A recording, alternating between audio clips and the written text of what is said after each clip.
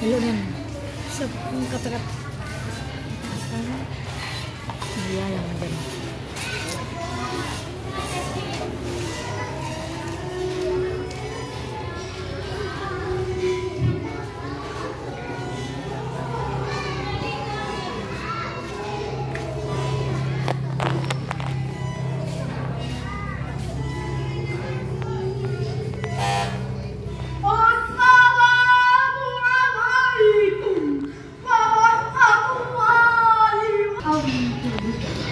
Alhamdulillahilladzi hadana li hadha wa ma kunna linahtadiya laula an hadana Allah. Asyhadu an la ilaha illallah wa asyhadu anna Muhammadar Rasulullah. La nabiyya ba'da. Amma ba'd. Dewan Hakim yang arif lagi bijaksana, hadirin wal hadirat sebangsa dan tanah air yang kami banggakan. George Bernard dalam bukunya yang begitu fenomenal, Management in Greedy Access, What will be important in future, proyeksi bahwa teknologi akan berkembang dengan cepat, pesat-pesat dan begitu dahsyat. Perkembangan teknologi ini akan berdampak luar biasa dan merubah tatanan kehidupan. Buku yang ditulis pada tahun 2004 ini memprediksi begitu banyak perubahan yang akan terjadi sebagai dampak dari perkembangan teknologi. Mulai dari perubahan cuaca dan musim yang bisa kita ganti sesuka hati. Cuma hati pulau manusia dapat banyak diciptakan. Bahkan pada tahun 2091 akan diprediksi penggunaan teknologi akan digunakan dalam kegiatan praktik ibadah agama. Sehubungan dengan hal itu, anak raja asyik bertanya-tanya. Sambil pasang sambung, izinkan kami menyampaikan syarat kami yang berjudul transformasi digital dalam konsep Islam adalah tema yang akan kami uraikan pada kesempatan kali ini. Denganlah didasari Al-Quran surah An-Nahl ayat 125.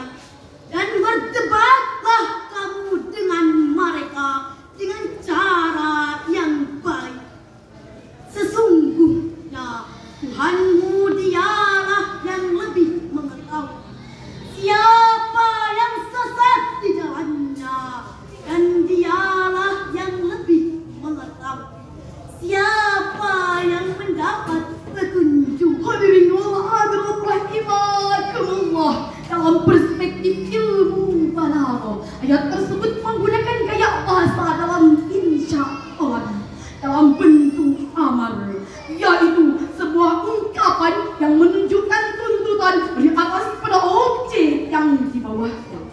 Dari sini kita simpulkan bahwa Allah menuntut kita untuk melakukan sebuah gerakan dakwah melalui pendekatan.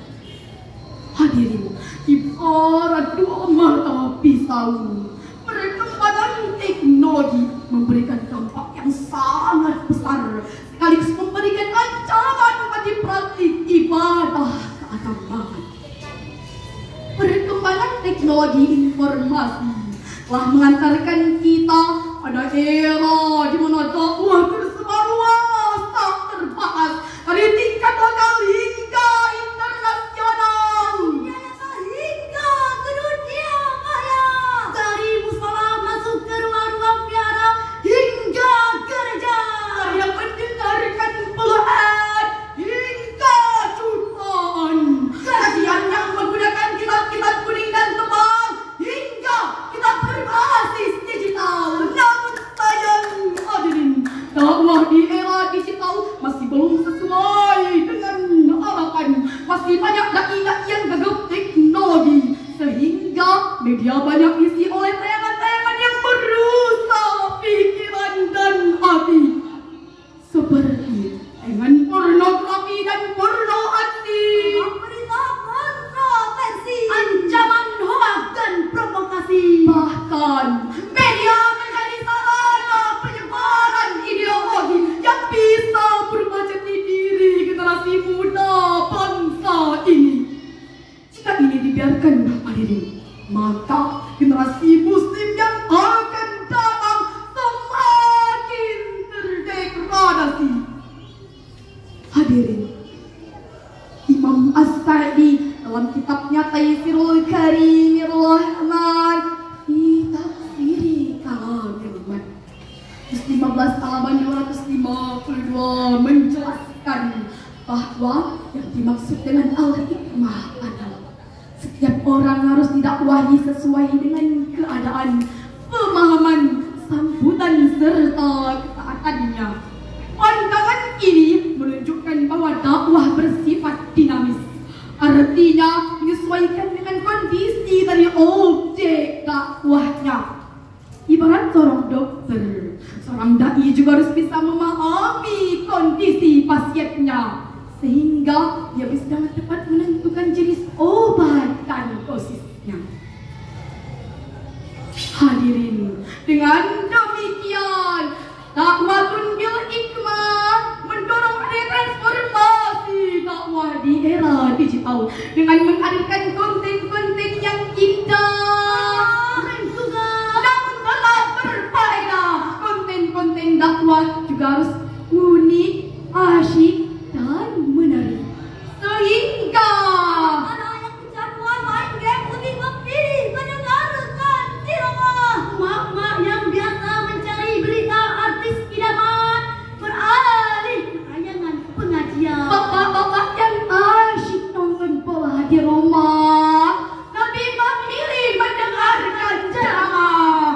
Namun papanya hadirin banyak yang mengerti IT, tidak memahami konsep sabilirobi. Begitu pula sebaliknya, banyak yang memahami konsep sabilirobi, tidak mengerti IT. Konten-konten dakwah harus mengandung perkataan yang lemah lembut, tidak kasar, tidak mencela. Dakwah di era digital adalah dakwah yang menginspirasi, bukan memprovokasi, yang mengajak, bukan mengejek, yang menyebarkan kebaikan, bukan kebencian, yang menghadirkan rahmat, bukan laknat, yang merangkul, bukan mampu. Inilah mengapa ayat ini sangat tepat untuk dijadikan sebagai landasan etis metodis dalam melakukan transformasi dakwah di era digital.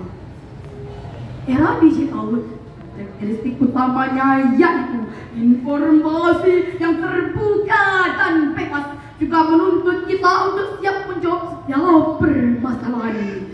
berargumentasi dan dialog-dialog membuka pikiran secara terbuka. Sosok Syekh Ahmad Didat, Dr. Zakir naik menjadi inspirasi bagi kita semua, bahwa dengan diskusi antar agama mampu membuka jutaan pasang mata dunia akan keindahan dan kebenaran Islam sebagai sebuah agama. Hadirin, begitu besar peluang dakwah melalui media sosial di era digital. Namun fakta di lapangan menunjukkan bahwa dakwah belum menjadi konten favorit dan jarang viral.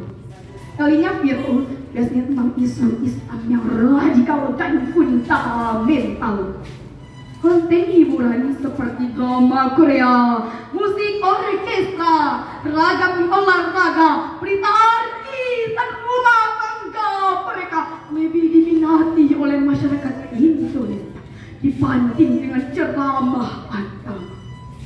Oleh karena itu, sebagai mata yang disajikan oleh Asosiasi Penyedia Jasa Internet Indonesia, demikian semangat dalam menyebarkan kebaikan dan mencegah kemungkaran harus tertanam dalam diri kita semua.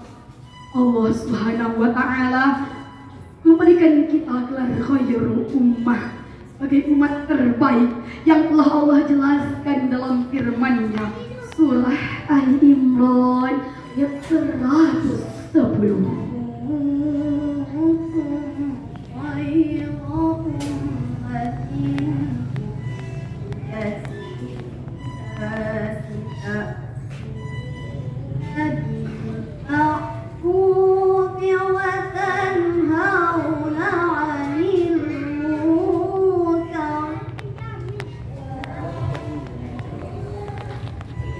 وتنهون عن المنكر وتؤمنون بالله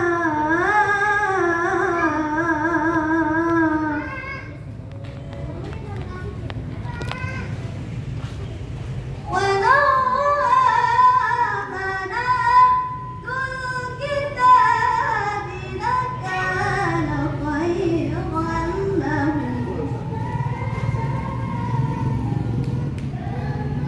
منهم المؤمنون وأكثرهم